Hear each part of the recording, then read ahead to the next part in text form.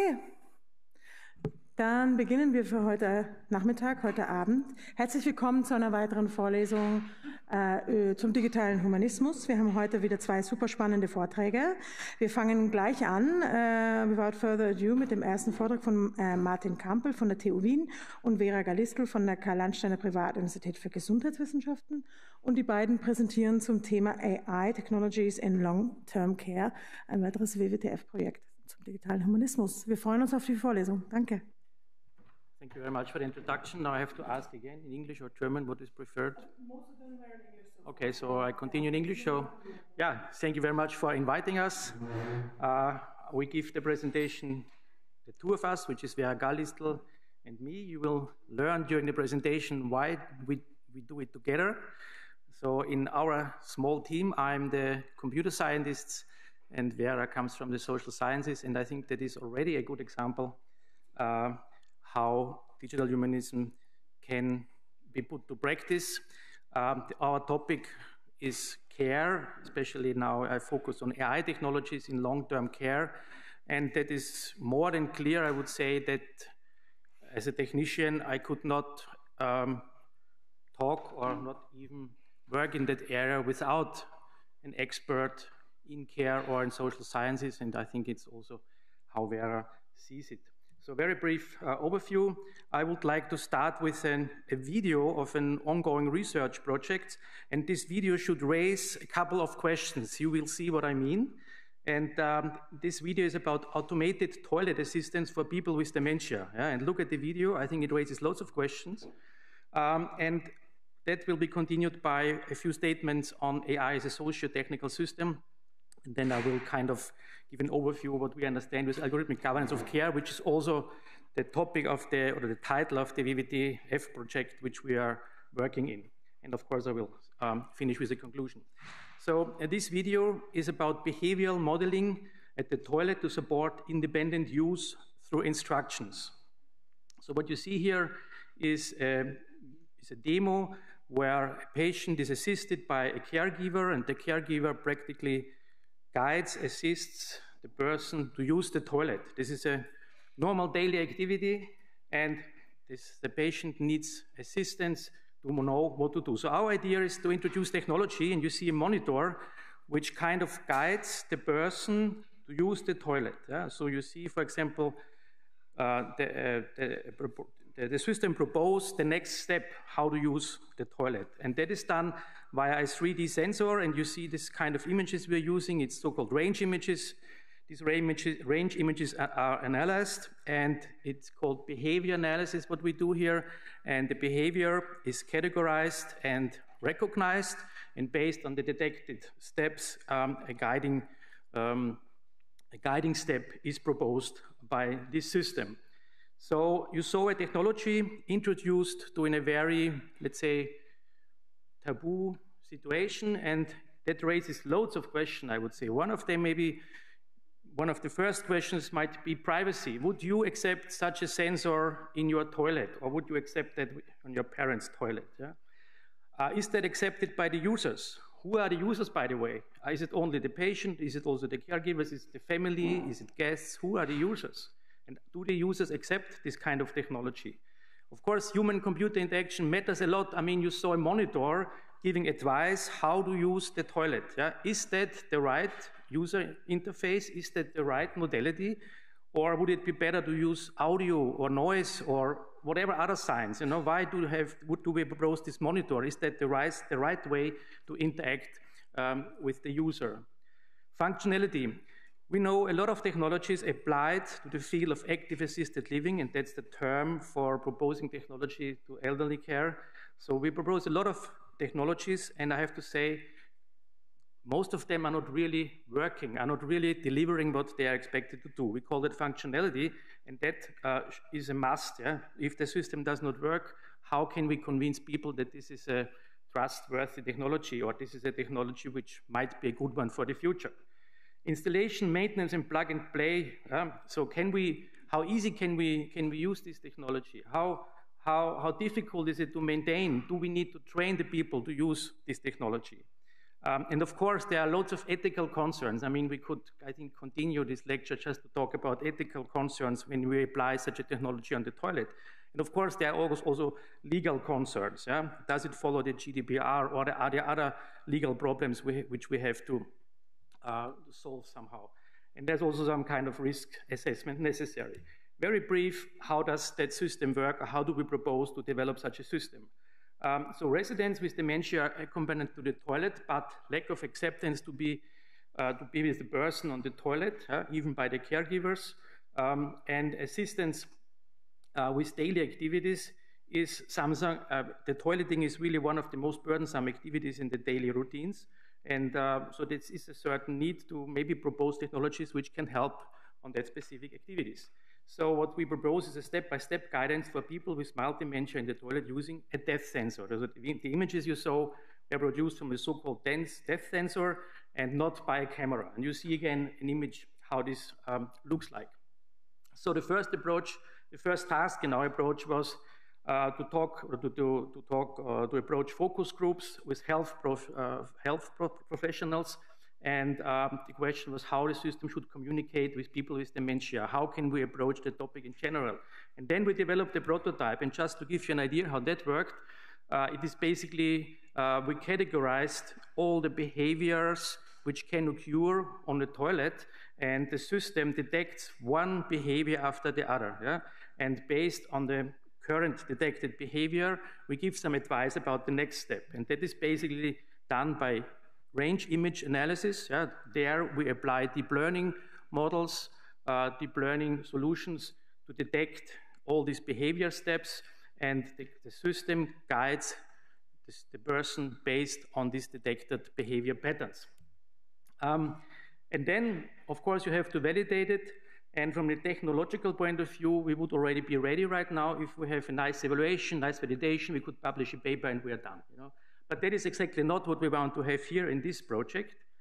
We would like to see how this system is accepted by the users, how people do react on such technologies. Yeah? And that made it, of course, possible to interact with all the stakeholders involved. Vera will tell you a little bit more how we interact with all the stakeholders. And but as a conclusion for this technical solution, we could validate it, we could have acceptable accuracies so that the system could basically work as a prototype. And just to name the challenges of digital humanism in care, it is about the balance between personalized and technology-based in e-health and care, based elements in e-health and care. It includes the needs and knowledge of caregivers and care recipients in the development process. And you can imagine how difficult it is. I mean, how many computer scientists or developers are really approaching care facilities or even are able to talk with people suffering from dementia. I also had to see, or had to learn that learning about the scene, learning about the people is something which we are not trained, or which I'm not used at all as a computer scientist. The use of data for the management of care work, taking into account the GDPR and the needs of the end users. So what do the end users really need? And who are the end users? As I said, it's much more, the group is much larger than just the users or the people suffering from dementia. And this is about involving a socially disadvantaged group in the digitalization process. What are the objectives of technologies, objectives of AI in care? So it should facilitate the daily work of caregivers. It's one of the main purposes. It should improve the safety of those in need of care. And of course, we would also like to have some increase of the productivity of care and contributing to the health and well-being of users. And of course, by the way, we would like to reduce the costs of long-term care. Quite often we are criticized when we propose a technology, and we also propose to reduce the costs, yeah? Because what we hear is we should work for the people and we should have the society in mind and not think about cost effectiveness or even how to make money, which would be the opposite, because also that is important, how to fund such research, how do we fund such developments. So what are the risks of AI in care? It's of course the depersonalization of care through algorithm-based standardization. I mean, this is quite obvious, I would say, that when I propose a sensor or a sensor technology to guide you through daily activities, there is no one else. There is no person planned for doing these activities. Yeah, there is a trade-off. We have to discuss that issue. I mean, one answer is that maybe in the future there won't be enough people to do these things. So maybe technology, or maybe we have to investigate that technology could help to that. The discrimination against minority groups through bias. Yeah, we have to investigate how bias is involved. I mean, one example of bias in that field is, of course, for example, can the algorithms detect people with wheelchairs? Did we train our algorithms so that it works for all kind of people, all kind of elderly people? And most obvious, that is not the case. So there is maybe a supposed norm, and for them it is working. The dehumanization of the care relationship through automation, coercive control of users through surveillance. So having a sensor in the toilet might be perceived as a surveillance technology, and especially what we saw here in care facilities, that comes quite soon, that people feel themselves under control, or that they feel observed. And that, of course, has to be discussed, has to be solved somehow. So AI is a socio-technical system. What do we mean with that? Design and performance of any organizational system can only be understood and improved if both social and technical aspects are brought together. So AI can be seen as a modular ontogenetic system and not as a singular technological artifact. So what do we mean? It's the data. Yeah? It can be real data. That means we use training data in real environments. We can also produce synthetic data with some software tools. It's the algorithmic model. It is software. It is hardware. And various human actors interacting with AI. So this forms kind of the whole system, which we somehow have to think about. Algorithms are systems that are composed of decentralized configurations of people and code. Data are never neutral, but instead value-laden. So AI and care are complex networks. Care work is a complex network. We have different material infrastructures, care infrastructures, AI systems, sensors, and that all has somehow worked together. We have human activities, we have practices, we have organizations, and we all have to consider these different or these diverse contributions or seeing of the topic. We have different perspectives regarding care and technologies. We have the perspective of the developers, and especially when it comes to care, I mentioned already that developers might not understand what really is needed or who are the users, what kind of expectations do they have. Perspective of the caregivers, formal, informal caregivers, families, how do they see a sensor in the bathroom? How do they interact with it? Can we switch it off? Perspective of the managers, maybe these are the people who pay for it. What do they expect? How do they see these technologies? And the perspective of residents and other users. So as a summary or as an overview, what we understand on algorithmic governance of care, we have these famous keywords: fairness, accountability, trustworthiness, reliability, and robustness. So what does it mean when it comes to reliability and robustness? We kind of expect a system that it works in a robust way and that it can work across different scenarios. It handles edge cases, it handles people with wheelchairs or walking aids. What is trustworthiness? The system is working. I mean, we should expect that the system works the way it should work. This is not something which is standard, especially when we introduce technologies to elderly care. We see a lot of technologies which don't work properly. Fairness. System avoids data and algorithmic bias and does not discriminate against any group of users. And accountability. So we should really know what to do if errors occur or if some things go wrong. So how do we develop AI system for care settings? We classify and categorize complex settings. So what or who defines risky behavior? Who are the people involved? Whom do we approach? What are the criteria that lead to someone being labeled as fall prone? When it comes to fall detection, is it the algorithm alone, or is there someone else who categorizes or who decides in which class you fall? What kind of behavior becomes acceptable? Is it how fast can we run, how long can we stay in bed until the algorithm decides, okay, something goes wrong. What kind of behavior can we not accept anymore? And that also refers to transparency and fairness. What are the conceptions of care work and all the users when developing such technologies? Are different users, management, care workers, residents involved or participate in development, and if so, how are they involved? So AI systems in care practices. Questions like how are AI systems used in long-term care and practice, and what are potential differences to their intended use would refer to transparency. How are AI systems changing care practices? And what are the issues and problems care workers are confronted with, referring to fairness? What are the potential issues of bias and discrimination? Can AI systems in care settings be transparent and explainable? And if so, how? For whom? How can we explain a system? How can we describe a system to elderly people, to people suffering from dementia, or I would even add, if you are just simply not interested how it works? How do we deal with transparency and explainable issues in these cases? AI systems, all the users. So how do all the users perceive, understand, and interact with AI systems that are used in their care? And how far is their consent considered as variable in the implementation of the AI system? And how can AI systems be understandable for people with different technological competencies? What are potential ageist assumptions in the development of AI that lead to bias and discrimination in care practices? I have to speed up a little bit. So, so here we have a scenery of a person which falls, and the system detects that this person has been fallen. So we call it a fall detection sensor. So from a practical point of view, we would ask the system, how fair is that system? Is it trustworthy? Yeah? Does it respect privacy? I mean, at least we don't see RGB images. We see this typical modality, which is called range images.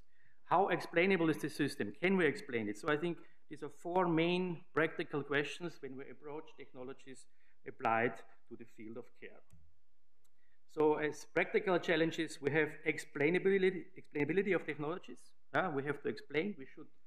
We should tell how it works to all kind of people, care staff, residents. We have to assess it from a legal point of view. For example, is it personal data or is it anonymous data?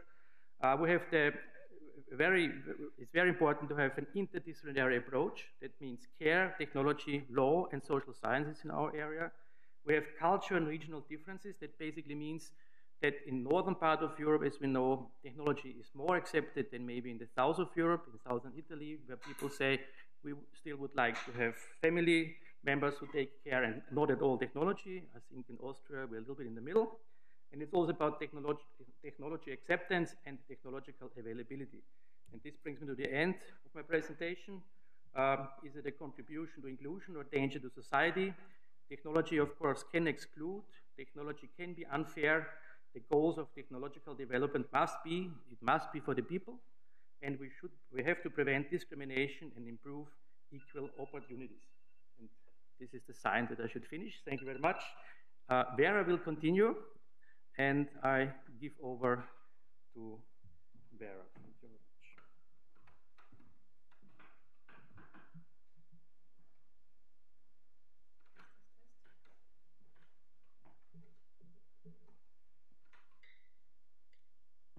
Hello, hello. Oh, that's loud. Yeah, hi. Thank you, Martin, for this introduction into AI in care practices and AI in systems of care. I'm really happy that I can now take over as a sociologist and talk a bit more about a sociological study that we did as part of the project that Martin introduced, that asked how people in need of care, so older adults in need of care, but also care workers, make sense of AI technologies as they are introduced in their fields of practice. So the aim of my presentation is to share some of the results of how care workers and older adults view AI systems and make sense of AI systems in their everyday life.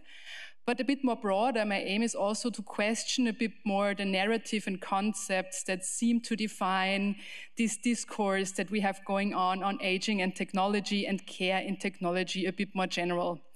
And one particular aspect that I want to raise is that very often when we think about care and technology, we tend to follow a narrative of an so-called interventionist logic that kind of sees care and a bit more broader aging as a problem that can be solved through technologies. And I think this is something that particularly we as sociologists of technology have to challenge a bit. So giving you a bit more context, of course, Martin already talked about the technologies that are currently introduced into the care system at the moment. Right now, we see a very big push around that AI systems are introduced in care systems because they are kind of seen to be the saviors of elder care, or kind of the solution to the problem of the overburdening of the care system. And even though this might be seen, of course, as a kind of over-enthusiastic discourse about aging and technology, we can kind of see this interventionist logic already, that care is seen to be a problem or to be in need of a savior, and technology is very much positioned, or AI technology is very much positioned as this savior that can bring some help to the care system. And even though this discourse on AI and care seems rather recent, when we look at the literature, we see that this is not necessarily new. The care system and the healthcare system is one of the areas of society where AI systems have been developed the earliest. AI in elder care dates back to the 1980s, where particularly monitoring systems were developed to surveil older adults living in long-term care institutions and making sure that they are safe. What we did also as part of this project is that we took a look at the gerontological literature on AI systems and asked, how is AI framed in relation to care systems? How do we think of algorithms and big data in relation to care systems? And what we have found there in this review that we did is that this interventionist logic that I have already mentioned has very much been visible in the existing gerontological literature on care and technology so far, where AI is very much seen as a competent actor, as this active savior, and older adults or care systems are kind of seen as blank spaces or passive users of technology that can be saved through technologies. So here you can see kind of a word cloud of all of the different verbs that are used to characterize AI system in relation to care. And you can see that AI extracts, computes, tracks, characterized, monitors is used. So it's very active verbs that are used to characterize these AI systems. And in relation to that, the older adults in need of care are kind of seen as the blank canvases, as the playground for these AI technologies, so to say.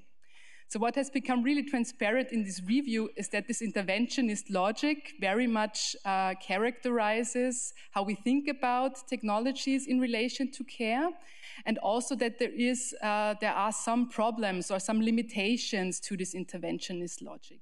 One of them is that in this interventionist logic, care or growing older, later life in more general terms, is very much defined as a problem. And of course, aging doesn't have to be a problem per se. This would be an incredibly ageist assumption in general. Then the second question is, can this really be solved through technologies? So is technology really the savior that we make it out to be? And I think another challenge in that is that we see these two spheres, technology and care, as two particularly separate spheres that have nothing to do with each other. When we see that in practice, this is not the case at all, because of course care staff is staff that is very well trained in engaging and using all types of different technologies on an everyday life. So this interventionist logic kind of assumes that there is no technology in the care system whatsoever, when in fact care staff, but also older adults, are very competent technology users. And showing that and highlighting that was also very much one aim of our study. So what we did in this project is that we argued a bit for a change of perspective, not so much to thinking about care technologies as an intervention, as a savior of the care system, but rather thinking about how good care and valuable care and meaningful care can be achieved through technologies. And there something is really important. One acknowledgement for us is really important, that technologies have always been an integral part of caring practices.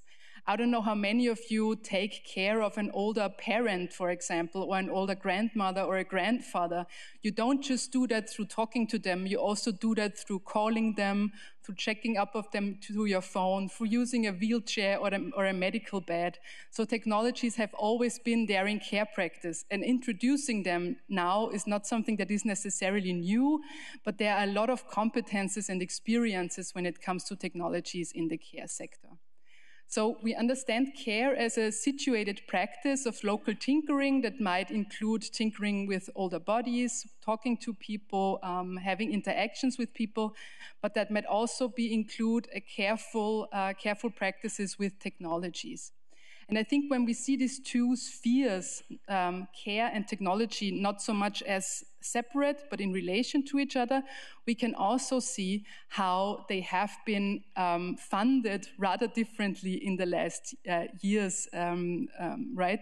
So how there has been a large push towards developing AI technologies for the care sector. A lot of money has gone into this sector through, for example, large funding programs for research, while at the same time the care sector right now is very much characterized by very little funding and is very much in need of more money that for several reasons is seen as not being there at the moment.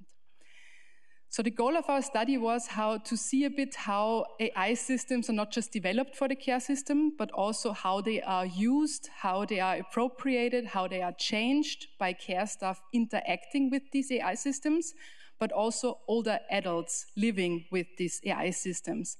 And to do that, we did a multiple perspective case study. So we went into care homes that are actually using these systems, which, as you can maybe imagine, are not so easy to find in Austria. And we looked at 3 different AI systems that are used actually in practice at the moment. So on the one hand, we looked at fall sensors. Martin already showed an image of how they work. I won't go into technical details, so if you have questions about that, please refer them to Martin. The second one was social robots.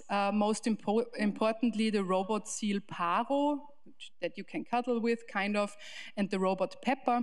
And the third case study is about wearables that kind of track your health status continuously.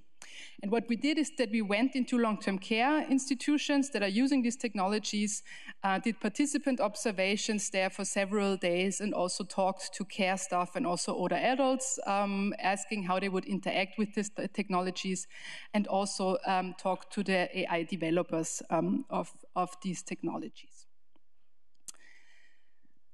So what I want to highlight are just 3 of these, I think importantly, more mundane, meaningful engagements that we found between care staff, older adults, and the AI systems that they were doing care with.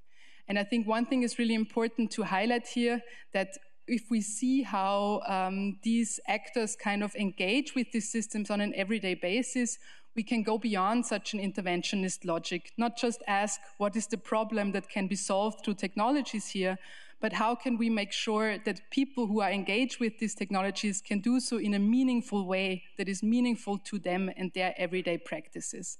And so I just want to kind of share 3 stories from the field. And from now on, I'm going to just show the interview transcripts and some examples from the interview. And kind of with these interviews, through our study participants, ask 3 questions. The one is, how are caring practices actually changed through the introduction to AI systems? What practical value do AI systems have for care systems? And this practical value might be rather different from the intended value that AI developers maybe have. And what are the goals of promoting the use of AI systems in care? Why should we actually put AI systems in care? Or maybe shouldn't we do that at all? For the first question, I'm going back to this example that Martin already gave. This is the fall detection system. Again, I'm not going to tell you much about the technical details of it, but what is important is that this was, according to the AI developers, very much developed as a non-intrusive technology. So it was very much just a white box, like this one or this one, maybe small. It was smaller, and it would hang kind of in a corner of the resident's room. So you have the room of a long-term care resident, and a white sensor would hang in the corner of it. And the AI developers were arguing this is kind of the best solution because they don't even see that it's there, so it doesn't really make a difference. But we can gather a lot of data, and it's a great source of more safety for the older residents living there. However, what we found when we actually went into the long-term care institution was that this system, of course, made a huge difference for the care staff that is working there, because everyone who knows, who has ever interacted with a camera on the street knows that you move just differently when you know a camera is there. And it doesn't really matter if the camera is really running or not, you just do your everyday practices a bit differently when you know there's a camera in the room. So of course, this is what the care staff would also be doing. So in one night shift that I did together with a colleague of mine, a care staff would kind of tell us about how she would have a hard night with one of the care home residents. There was one older woman who wasn't feeling well, she wasn't sleeping well, so the care person had to go into the room several times. And every time she would go in, we would go in with her, and she would stand kind of at the bottom of the bed of the person and talk to the person like this. And we were wondering about that, like, why wouldn't you kneel down beside the bed and talk to the person kind of on an eye level? That would make it much more intimate, right? So we went outside of the room, and this was kind of a question that was standing kind of in the room, and the care person said to us, well, did you see that I was standing at the end of the bed talking to her earlier? It once happened to me that I didn't talk to her standing up, but instead sat next to her to be on an eye level, because I chatted with her and I was too close to the ground, and that triggered an alarm of the fall detection system. So then care staff will tell us stories about how they would just move a tiny bit differently in the rooms where they would know that a sensor was being in place. And this was a really good example for us how AI systems, even though they might be designed as being not intrusive or not visible to the users, still very much change the social practices of care in a very profound way. And I'm just going to give you a second example of this, because another group that was not even really seen as the active users of this technology was, of course, older residents living in long-term care institutions. This follows a very ageist trope that very often older people are not seen as competent or interested technology users overall, and I think we can be rather critical of such ageist tropes. But in technology development, this was also seen as something that was seen as good. So the older people, they don't need to interact with this system overall. And for example, there was no indication in the sensor to know if an alarm was triggered or not. So if you fell down and the alarm was triggered to the sensor, as an older user, you wouldn't even know if it had worked or not. But what we found when we actually talked to the people in the long-term care setting is that they were really actively interested in how these systems were working. So even though they were, again, designed as non-intrusive or hardly visible, they were very, very visible to the older people living in these rooms. And of course, they were actively interested and engaged and wanted to know more about the system. So for example, one older resident tells us, well, for example, I'm lying in bed and I look up and I see him blinking and I think, why is he so nervous? I don't know anything, yeah, don't I? So this was rather typical. So the people started wondering and asking questions and wanting to know how these AI systems worked. So that's so much for explainability, the issue that Martin also raised. And then older residents would actually start playing or tinkering with these technologies, trying to engage with these technologies in some different ways. One older resident tells, in the beginning, you just keep looking because you think, is it starting now? Does it start at once? And again, there was no light or anything to indicate if an alarm was triggered or not. But now I don't do that anymore because it never started, so it never will. Maybe I should throw a ball at it? No. I shouldn't misbehave like that. You should be happy that people are taking care of me. So I think this is a really great example of how maybe technology developers, this question of who do we think of as active users and who are we not thinking of as active users. And in this example, older adults were very much not seen as being active users of this technology, when in reality, they would throw balls at it. So they would actually be rather active users from my perspective. Coming to the second question of which practical value do these technologies actually have in care practices. Here I want to talk a bit more about this robot seal Paro Does anyone know, who knows this, or has seen this before? Okay, some of you. So it's like a little puppet. You can hold it up and snuggle with it and kind of have a cute interaction with it. And this was used in kind of group settings in the long-term care institutions. Older people would hold it, give it to the next person. And we would see that for the older people interacting with it, this would have a rather positive emotional response. They would see this as their baby or their cat or their dog that they could pet.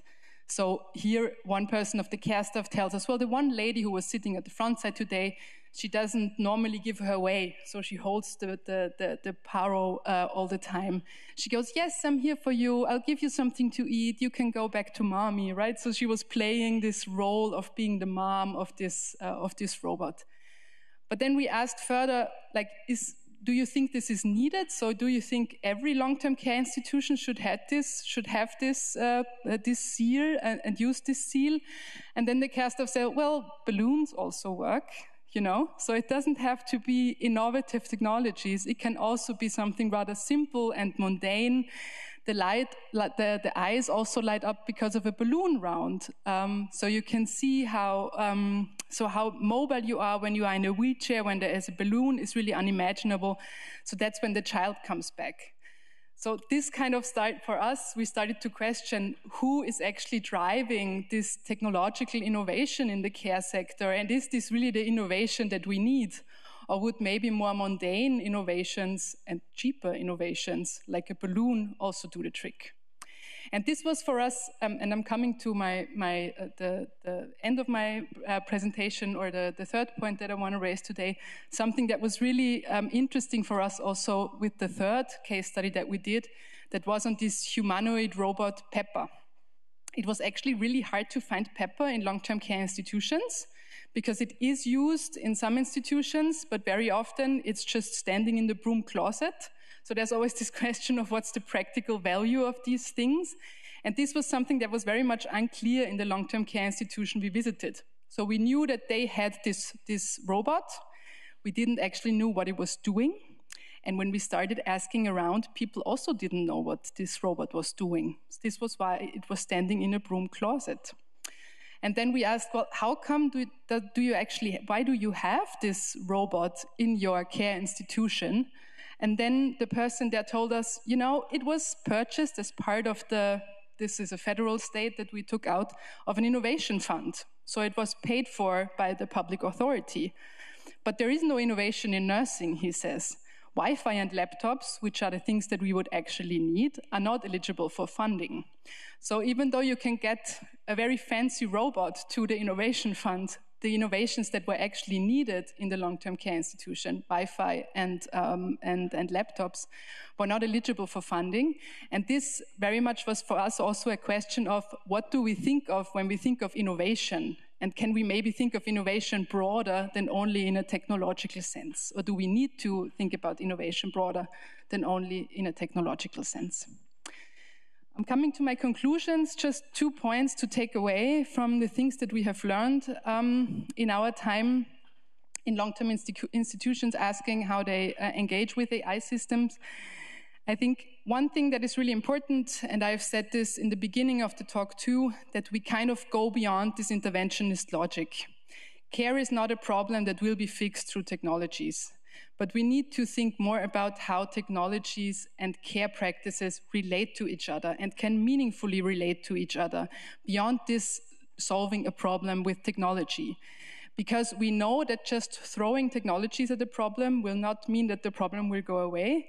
And also what we can see very much in our study is that care technologies, they don't just parachute into these long-term care institutions. You don't throw them in and they fall on the ground and everything is better. But you need care staff and older people making them work on an everyday basis.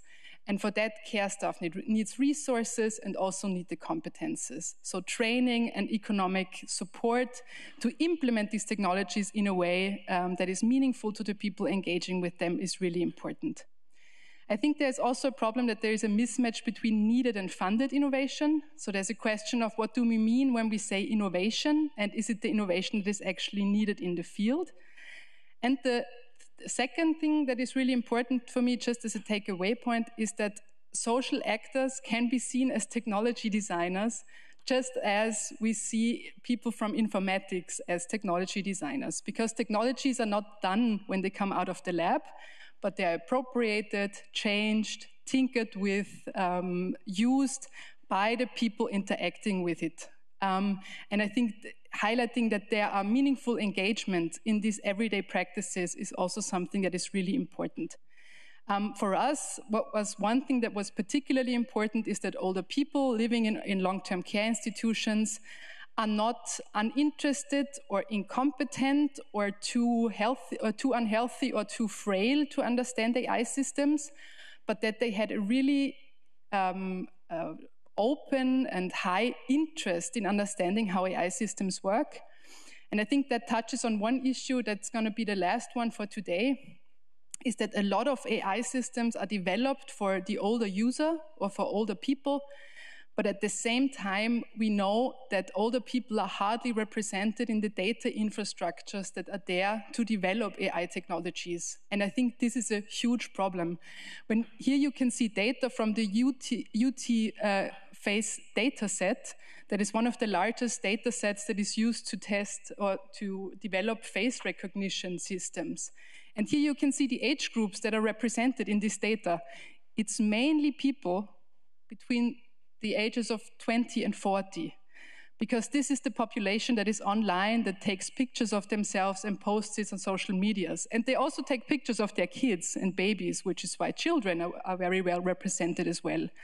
But the whole third of the Austrian population that is above the age of 60 is hardly represented in this data.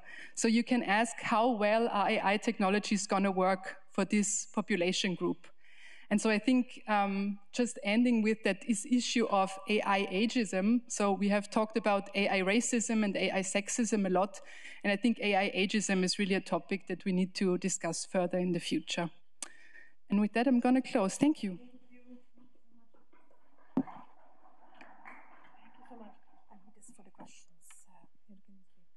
Okay, thank you so much for your presentation. We have some minutes for questions now from the audience.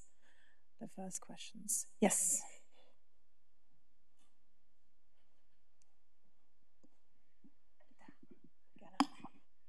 Hey, I'm looking for my question. I wrote it down somewhere, but when I do that, I want to talk about one thing, like the thing is in psychology, it's also like similar problem, like the whole thing about lifelong learning is emergent since a few years, and especially older people above the age of 60 are underrepresented because even most studies exclude them initially because it's too difficult to calculate that variance. But one thing I really thought was like a missing term a bit was like agency, because like all the tools could be designed and could be marketed in some sense to enable older people to be more agent, more self-responsible, because in research it's very clear that the more able a person feels, the better, especially in older age, the more active and better they feel, the presentation of themselves changes. So I think a Luftballon wouldn't be a good replacement for the toy, because the toy can be a tool to give them the sense of actually caring for something, but not having the risk of hurting a pet or a cat or stop forgetting to feed it because it's a toy. That's one thing I wanted to point out. And the other question was actually also later answered with the falling system. How does the system know it's an old person that is falling and not just the child that is coming over and throwing itself on the ground and standing up? That's even as simple as just squatting down was kind of embarrassing, I think, for the take. But yeah, I think I need to look a bit more for my notes for the actual question. First answer, maybe a response to the comment, and then... Yes, thank you. I think this issue of agency is really, really important. And one aspect of this interventionist logic is that we tend to see all the people, as I said, as blank canvases that are kind of passive, incompetent users that can be then monitored and surveilled through technology. And I think thinking about how we can enable all the adults to be agentic with technology is also something that is important. And in part, this was what Paro was doing. It was enabling people to take over a caring role instead of being in this role of being the person to be cared for. And I think this is a really nice aspect of this technology. Yeah. So for your second question concerning the fall detection, that is, I think, there's a very easy explanation. So usually these systems are trained with real video footage, and in this case, it was like 4 years recording in care facilities. So the system knows how, let's say, how elderly people move, and it is a very clear difference in between how children move, and not only the motion patterns, but also like the size of the persons. And also to answer the problem with what can we do with other people if someone is kneeling and talking to the people. I mean, these systems should also have the possibility to switch them off. Yeah? So if you enter a room and you would like to make some yoga, switch it off. Yeah. So, but still, many systems are right in the beginning. Yeah. So they are just introduced and they have loads of problems. And why not introducing a switch off button? That would be a solution to many things. Yeah. Other questions? You have another one, but I'm seeing the audience maybe has another question. No? I see a lot of notes, and I'm just looking over your shoulder. Maybe while you're looking, I can take the time to ask a question. So I'm not an expert in care, so it's a real question. I see there's a real big difference in designing systems that go into protection or safety and systems like these robots, which are about interaction, caring, relationships, so to say, right? So do you make that distinction both from a technical point of view and also from a sociological point of view? Because to compare these cases is to me, they're very different aims here, yeah? Very different dangers, very different challenges, because protecting somebody from falling, making sure they can, be clean and do their daily activities is a very different thing than designing a technology that actually replaces humans in a very different way, namely that it replaces human relationship. Right? I know this is intertwined, right? Helping somebody do daily activities is also a human relationship and an interaction, but it is a different thing, perhaps much more clearly replaced versus, the robot. That's why the robot looks like a pet, looks like a human, and why, and that's maybe my question for you, was, does the aid system to go to the toilet also need to have the human interface? Does it need to look like a person telling you, or does it have to have a real voice in order to work? Or can it simply be openly non-human? Versus, of course, a pet is not the same as a balloon or as just a voice that comes saying, you're nice and thank you for being here, right? So it's very different dimensions in a sense from a both technological point of view. Does it matter to design, for example, these toilet assistance ways in a kind of human so that they look like a human is helping? And does it matter from a sociological point of view? It's been a bit of a complex question, but yeah. A really interesting question, thank you. And I started thinking about it as you were talking. In the field, it was an interesting experience of almost in a grounded theory way, maximizing the difference in your sampling. Because we were, as you said, going from the fall detection to the robots, and they are very different cases. Interestingly, in both of these cases, they had a really strong discourse of drawing on older people as vulnerable and in need of care. But the use of this discourse was rather different, because for fall detection, it was, of course, this discourse of people can fall, so we need to surveil them. In the case of robots, it was very much as a question of getting this robot to be a medical device. And when you get it to be a medical device, the insurances will pay for it. So they were still saying this is good for people with dementia, particularly. And they both drew on a similar discourse, even though the technologies are rather different. So this is something that I think connects the two cases. But looking at the differences, of course, makes a lot more sense. I mean, it's mental health in a sense, right? So mental health versus physical health, right? So the idea that relationships are needed for mental health versus, but it is a different type of thing. That's why everybody wants to make them look human and look like the robot has to look like something with a head and 2 arms and 2 legs or like a seal. But does it matter for the toilet system? Does it have to have a nice voice? For the toilet system, we found out that the way you communicate with the person has to be really diverse. So there is no one single solution which is accepted by all of the people. Now we thought that some people would expect a human voice, maybe the voice of brothers or husbands, but also people said we would like to have a very abstract guiding system. So I would say there was no answer like the previous one. Everyone had another idea how he would like or how she would like to interact. I would also like to comment about the question what's the difference between, from a technical design point of view, what's the difference between, let's say, a technology which serves as an entertainment or as a protection service, and there we see a clear difference, and that is more or less the accuracy you would expect. So for an entertaining system, it wouldn't be accepted if some words are missing or take a step counter. We don't mind if we lose a few steps per day. So we would say if it's an entertainment or well-being solution, technical solution, we are very open to accept mistakes, errors, false detections. But that's not the case for systems which work as a protective device or which decides about status, health status. In that field, we have to make much more. We have to undertake much more to have a sound system, a system which really works, and that means we have to have detection rates above 90%, 98%, which is not the case for entertaining system. It's the acceptance starts with 60% accuracies. Thank you so much. Final question, maybe?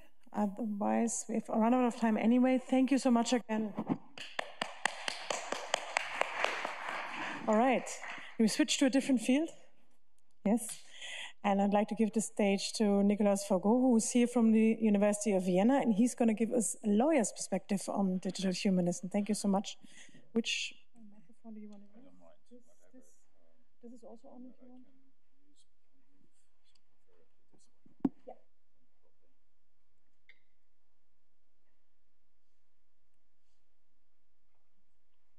Can you hear me? 1, 2, 1, 2, and yes, you can hear me. Wonderful. Okay, so thank you very much for giving me the opportunity. I'm a lawyer by training, and I'm very sorry that lawyers like me tend to be rather pessimistic, and I think I will be a very good example of this cliche today. However, it's important, obviously, to understand that there are people who identify solutions and then find problems. That's what lawyers do.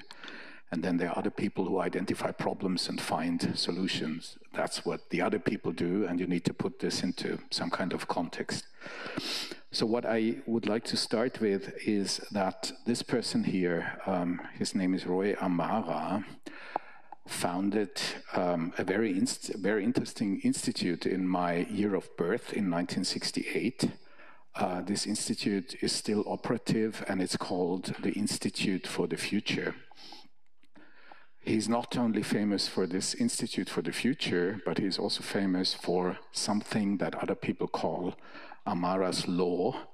And this law states that we, meaning society, people, me personally, you personally, we tend to overestimate the effect of a technology in the short run and to underestimate the effect in the long run. And the main hypothesis of this presentation is that this is very well to be seen when it comes to legal reactions on several developments that happened during my lifetime, which triggers, of course, the important question, what is long run in this understanding here and what is short run?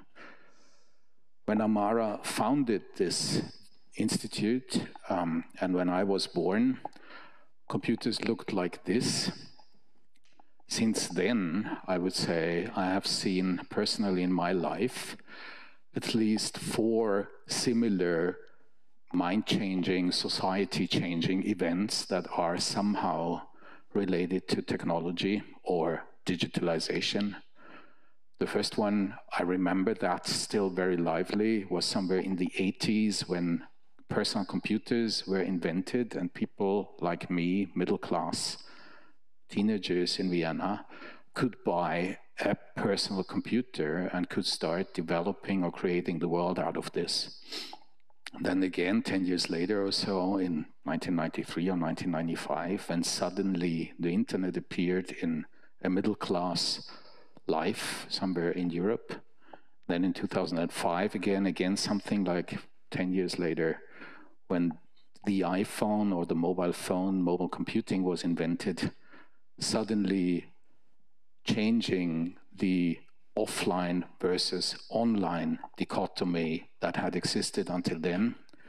And then somehow, perhaps 10, 15 years later again, some ChatGPT or large language models or AI or however you call it, right? So in each of these moments then, however, because of the overestimation of short-term effects and underestimation of long-term effects, the legislators started to react very quickly.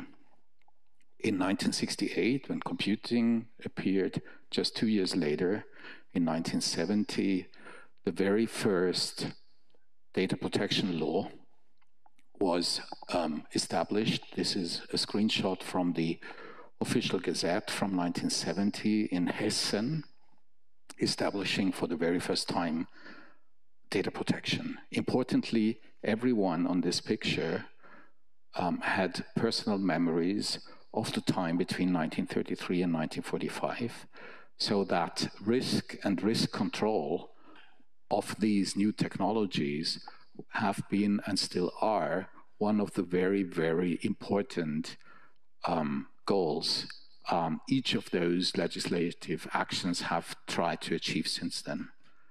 And quite similar things happened in the other moments that I just showed you. In 1983, for example, the Constitutional Court in Germany established something like the fundamental right to informational self-determination. In the 90s, there was a huge bubble and wave of European directives coming. In 2005 or so, the European legislator started to establish something like the digital agenda, again coming with a lot of legislation, GDPR being possibly just one of the more prominent examples of this. And now, in the period we live again, the same thing is happening, quite some legislative action taking place in an environment that looks, roughly speaking, like this. This is a screenshot from a paper written by ENISA. ENISA is the European Network Information Security Agency. That's a public agency dealing with computing and computing security in Europe. And already in 2019, they described the status of the European Union as such, being the patty in a hamburger, somewhere pushed in between an Asian/Chinese hardware industry and a US/other areas of the world, including China now, software industry. And since then, things haven't really become better. All of you are aware of current developments and issues that all are related to the fact that Europe is not really holding the, how would you call it, digital sovereignty, or however you call that, in our environment.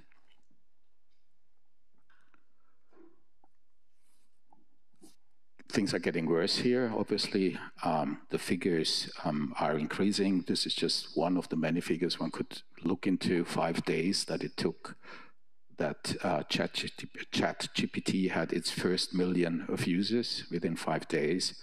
And since then, figures are unbelievably increasing. More than 1.8 billion visits per month. 1.8 billion times, therefore, that somebody teaches an AI system in something for free, because the service is for free. So the problem is probably not decreasing, it's getting worse and worse.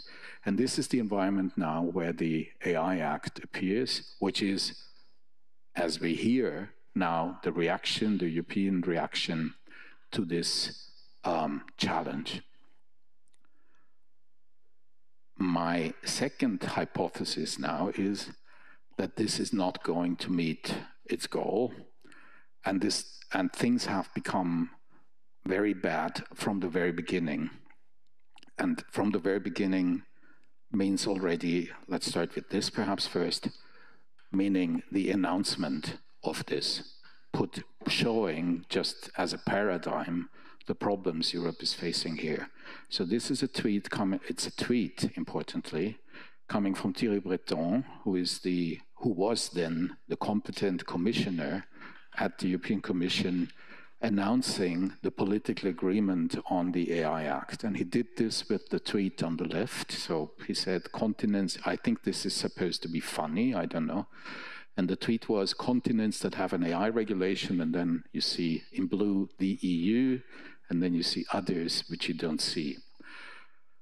This was obviously corrected by Twitter/X users very quickly, because last time I checked, the EU was not a continent, and last time I checked, of course, the EU is not the first legislator dealing with artificial intelligence. It's just perhaps the first one trying to do this very systematically.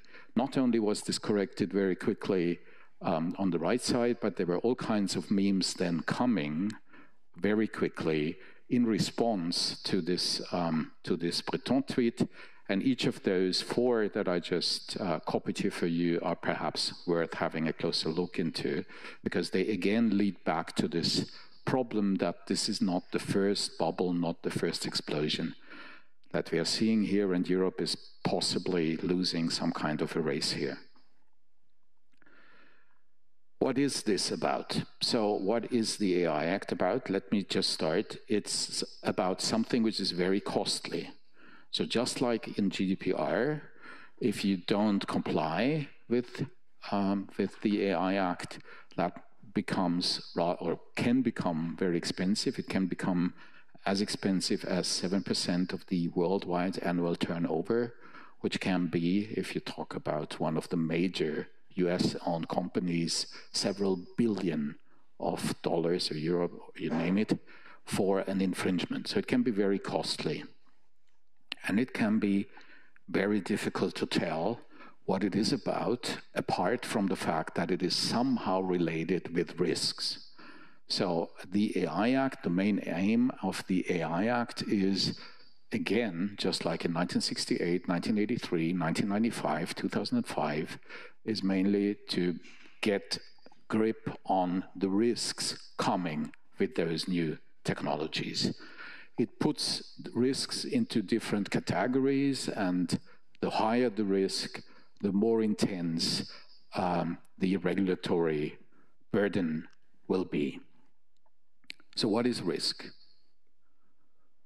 We have a definition now of risk in the AI Act. The problem now with this definition, and that is perhaps now the first really close point that I want to make when it comes to digital humanism, the problem with this definition of risk is neither is it properly discussed, nor is it ethical, in my view.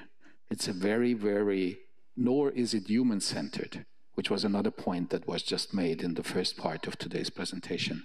So this is the definition of risk according to the AI Act, literally, so word by word, right? Risk, according to the AI Act, means the combination of the probability of an occurrence of harm and the severity of that harm. In short, it's a relation, it depends. The more harm, the less numbers are needed, of cases are needed, and vice versa. This might be a useful instrument, perhaps, when it comes to computer security, and even there, I would say that it is rather limited. It is most likely not a very useful instrument when it comes to risk control in relation to fundamental rights, such as human dignity or data protection, privacy, etc. Because if my fundamental right to human dignity is infringed, it's not really a good argument against that infringement that I'm only one of the very few who are concerned by this or affected by this. So the problem here already is, I would say, that a definition like this one here in a legal text that is talking mainly about risk and risk control is so ethically and philosophically and socially deficient that the outcome of this will be very problematic. However, in this text of the AI Act, there's nothing that is probably nothing more often quoted than risk. You find 624 hits of the term risk in 462 pages of text in my printout. By the way, who has the time to read 462 pages of text on something like AI regulation apart from university professors? So you have 1.5 or 1.4 hits or the term risk on each page of this. And it's obviously not the only legal act coming here. There are plenty of others coming, or there have been plenty of others coming. So the complexity in this risk control has significantly increased with GDPR, the General Data Protection Regulation, that was already mentioned several times in the first part of today's lecture, somewhere in the heart of everything. It's a kind of a planetary system that we have now, with GDPR somewhere in the center, and then being the sun somehow, and then quite some planets circulating around the sun, one of them being, and just one of them being the AI Act. And finally, everything is connected with everything, and everything needs to be compliant with everything. So what is this about? Just a second time now, this question. First, it's about risk, and we have the issues with those risks and risk control systems. Second, it's about something that the AI Act calls AI system. So it's about AI systems. And as this is an interdisciplinary exercise here, I would like to invite you, rhetorically only, but still, to briefly think about what an AI system might be in your professional background, right? In my professional background, which is law, the AI system is defined as such. This is, again, a literal word-by-word translation or the copy of the AI system as it's written in the AI Act. And the problem with this now is that every term that is in red is probably worth a PhD thesis in law to be written in order to know better about what that really might mean. So I would predict that every single word here in red will trigger a PhD thesis, 3 to 4 years research program, finished somewhere in 2028 or 2030, trying to bring some clarity into what might or might not be meant by this or that term. So in short, this is a definition which might be useful, I don't know, but under all circumstances, it's very, very vague. It's very, very much object to interpretation, and it's not very technical. So computer scientists most likely will have their problems with this kind of definition. And the problem now with uncertainty, this is something that we have seen since 1968. The problem now with legal uncertainty is legal uncertainty is good and is important and is an advantage in competition for big market players who are already on the market. So if you can't, that's the first problem, right? Uncertainty triggers, economical uncertainty triggers market hindrances for startups. The second problem coming with the first one, probably perhaps equally important on this matter, is now that when you look into this risk definition as you see it here, the AI definition as you see it here, I'm sorry, it's very, very difficult to exclude something of being an AI system. So the follow-up of this is that just like in GDPR, it is very, very difficult to talk to a computer scientist today, clearly stating that something is not supposed to be an AI system.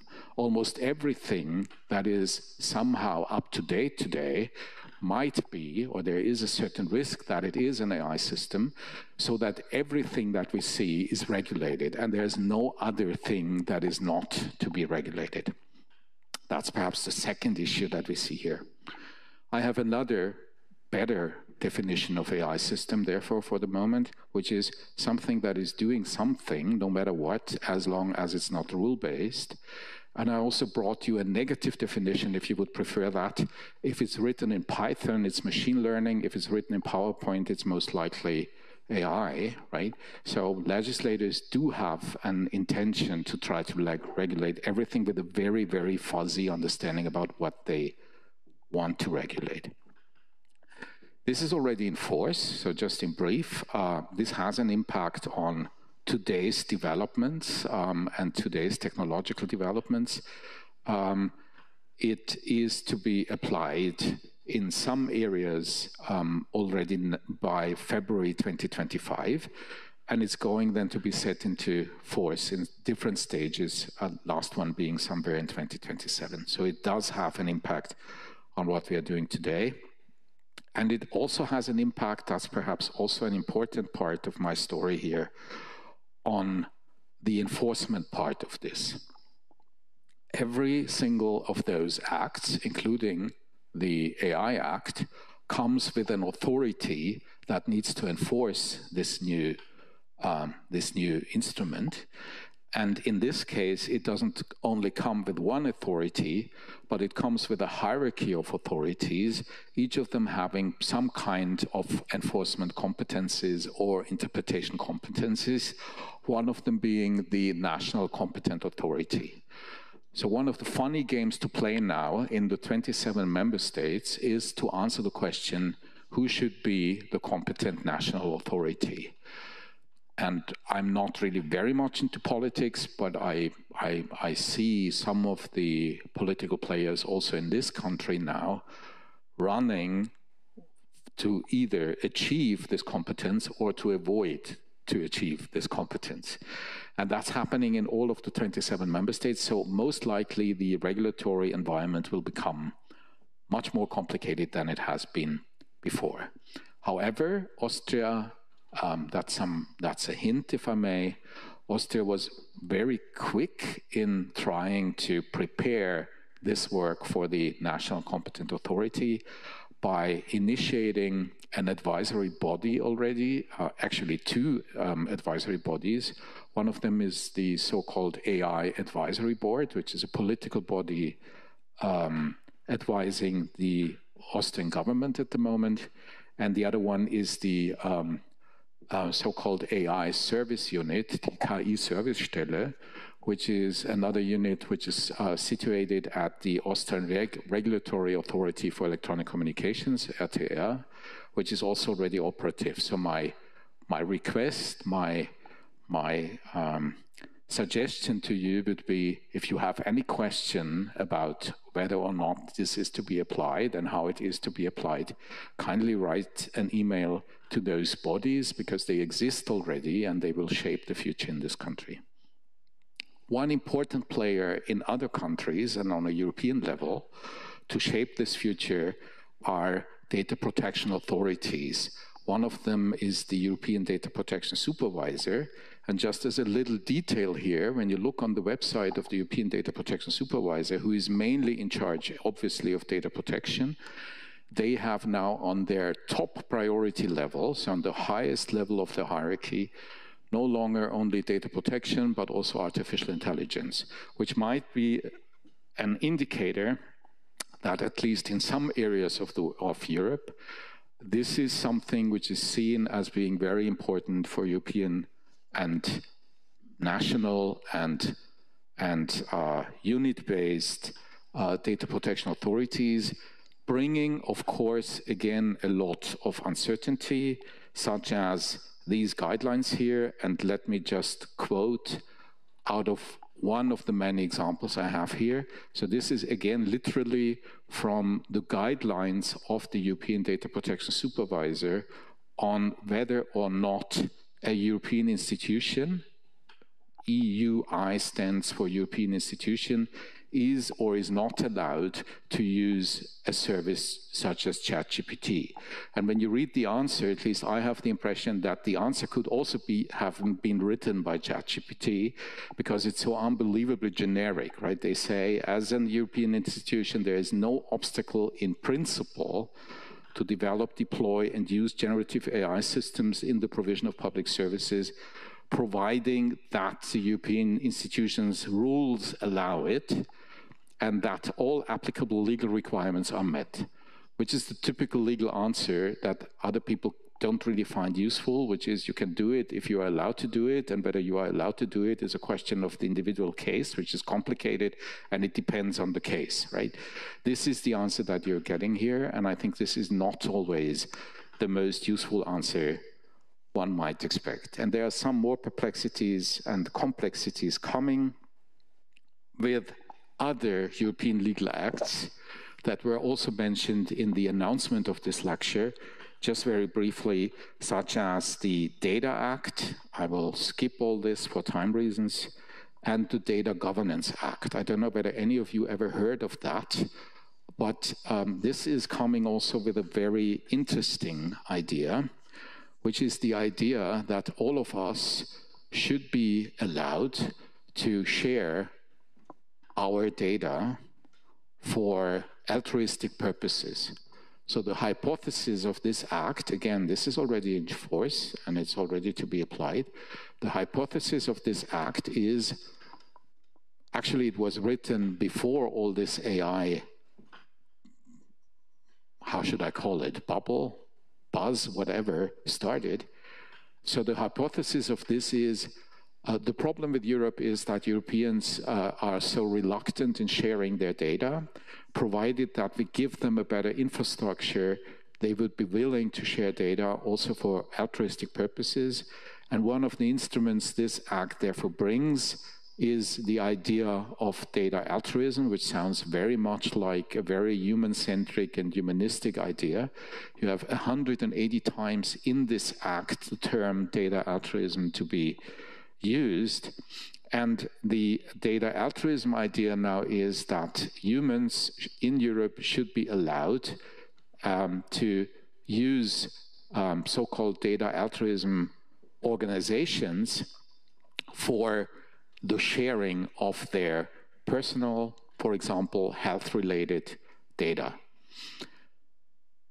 The hypothesis is, provided that those data altruism organizations are established and provided that they can be used by European citizens, Europeans will start sharing their data more freely than they did so far.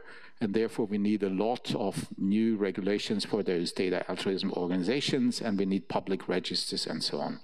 Let me just ask you now one question seriously, not rhetorically. Who of you has heard of a data altruism organization so far? Okay, 0. And this is a highly specialized auditorium, I would say. And the legislation stems from almost 2.5 years. It's from May 2022, right? So I would assume that this is not a coincidence. I would assume that most likely this idea will not be the most successful one legislators have ever invented. So to finish this presentation, the question that I asked myself was whether there's too much law and too little substance. And the answer to this question, whether there is too much law and too little substance, is twofold. On the one hand, obviously, yes, this was the part that I was mainly dealing with. Obviously, there is too much law and too little substance. But on the other hand, perhaps no, because the main problems all these laws are written for do not disappear if the law does not help to solve them. And in particular, all the long-term effects that are constantly underestimated do not disappear if the short-term and short-time reactions provided by the legislator do not help in controlling them. So probably there isn't too much law, but there is just too little substance, and we really need to focus on the substance, which means that we need people who are not primarily specialists in the legal domain only. Thank you very much. Some more on this in my podcast. It's called Ars Boni. If you want to look into this, I would appreciate if you subscribed it. There's 500 hours on these topics there. Thank you very much for today. Very much appreciated this. Thank you.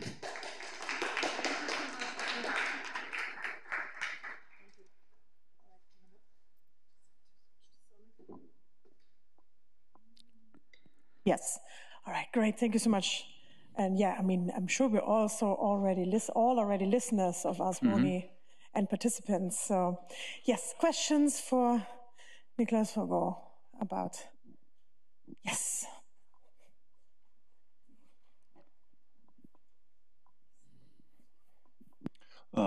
First of all, thank you for your presentation. And I have a question, because you had a problem with the risk assessment. And in your perspective, how does it differ for like something like medicine, where we also accept like a trade-off between severity and probability when we think of side effects of medicine?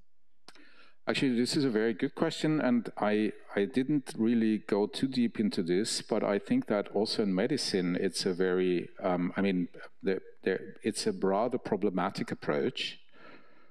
And one of the consequences, I mean, it's not that problematic when it comes to the drug development, because this is something where you most likely need to find such a kind of a trade-off. But it is problematic in the moment when it comes to in how far public health measures are to be taken or not, right? And one of the problems that I have in particular with the Austrian COVID politics was that this risk assessment that was undertaken there was very much also driven by this idea, right? So that it's not really a problem if just 1 out of 10,000 ends up with ME/CFS or any other life-changing disease, which is a problem in public health environments, in my view, because it leads to something like we don't care about those minorities. And AI is somehow similar to public health environments and not similar to drug development, in my view. Answer your question? Yes? Okay, great. Other questions? Nicolas, go first, and I'll come to you. Let me map my path. One second. I'll first go back and then come back to you. Of course, you're sitting in the last row. Sorry, who's, oh yeah, last row question. No worries. There you go. Please. Yeah, I wanted to ask about the data altruism law. And when you asked if you know any organizations, I thought you meant organizations like Facebook, YouTube, Instagram, where usually people... No. This is not a data altruism organization. They are the enemy, right? A data altruism organization typically would be an NGO, publicly funded, supporting individuals in individually deciding on how their data should be shared. It's clearly not a commercial player. So it can't be any... I mean, theoretically, one of the commercial players could have the idea to try to apply to become an altruism organization, but I don't think that this is going to happen. Yeah, thank you. Thank you. Excellent. Now we're back to the front. I'm coming. This is a big room. This, by the way, was a Turnsaal 10 years ago. Yeah, it was a physical training room of the university. So running around this is the legacy of this room. Thank you, Nicolas. One comment and one question. The comment is to the rhetorical question, if anybody knows about or has dealt with the Data Governance Act. I think I spent all in all 2 or 3 weeks of 100 hours or so on it. And the reason why we don't see a lot is that the Austrian government has taken 2 years more than it should have taken to convert it into Austrian national law. That's one point. And the second is that what I like about the Data Governance Act is that it tries to force the state to bring their own data into a better shape. Yeah, there are mainly two pillars in the Data Governance Act. One is about data altruism, which leaves me quite clueless. Is here I'm in your side, but it's also about really establishing data standards, data standards, quality standards for public data sets and their accessibility. And that's not in itself. There are also some traps in it, but it's not in itself a bad thing. My question to you is a very stupid one. What would you recommend those who think an ideal or a movement like digital humanism is a good idea? Where should we concentrate our scarce energies and scattered forces? Actually, I think I'm one of those who think that this is a good idea. And I even had, as you know, Michael, the privilege to sign as one of the first signatories this Vienna Declaration on Digital Humanism. So I would call myself being part of the crowd. I think the priority, my priority would be to try to get a proper, unprejudiced picture of where we are. Where we are in the sense of as human mankind and in the sense of as Europeans. And we should stop, in my view at least, to deliver all these constant success stories that something is becoming better because of this or that new political act. And after having understood where we are,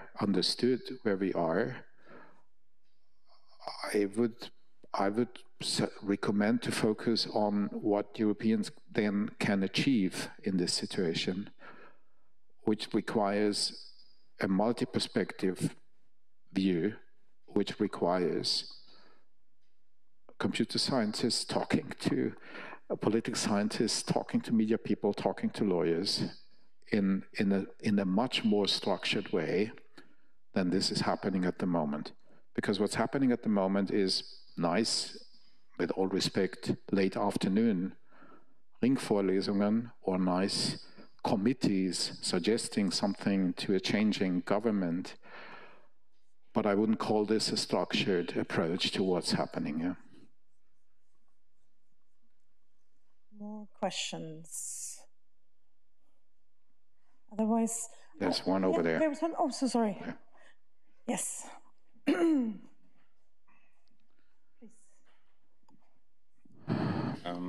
Yeah, I don't know if the first one, I have like two. The first one is more like what kind of research approaches would be most useful in that case, in this perspective of law. Also like, how do you actually get the politics to listen to the research, and especially what departments or what faculties can have the biggest impact on that? And my second question is a bit more general, and especially how the impact of AI is in the field of law.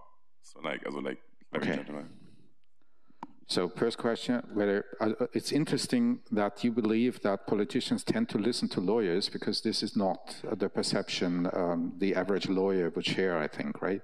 So the average claim lawyers make is that politicians don't hear what we are saying. Period. Okay, and the impact of AI on law is just like in any other discipline of humanities or social sciences, I would say. So there will be, or there are significant changes, and there are significant fears. And the system, again, is unbelievably slow in adapting.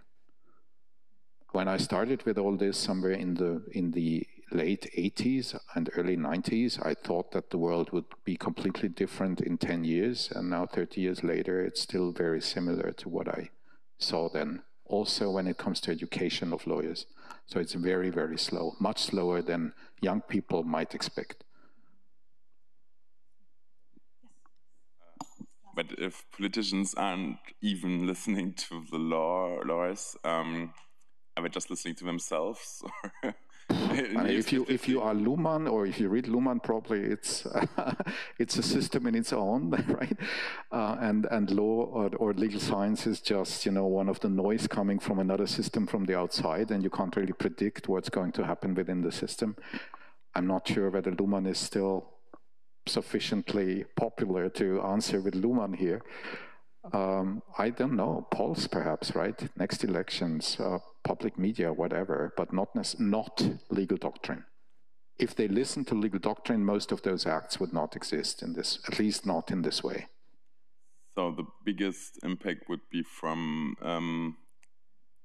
Wissenschaftskommunikation, kind of like... Yeah, I think this is important, right? The science communications is important. This is one of the reasons why I'm trying this quite actively, because I think it's important to get out of the bubble and to try to be understandable also in your domain, where you're an expert, for people who are not experts in the domain. Yeah. One final question over there, and then...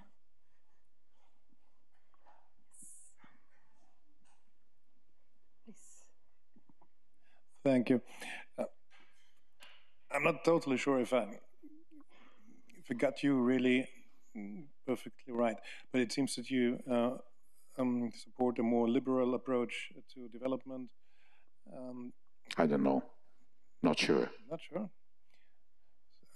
But why? I would say I support a more principle-driven approach, not a more liberal one, right?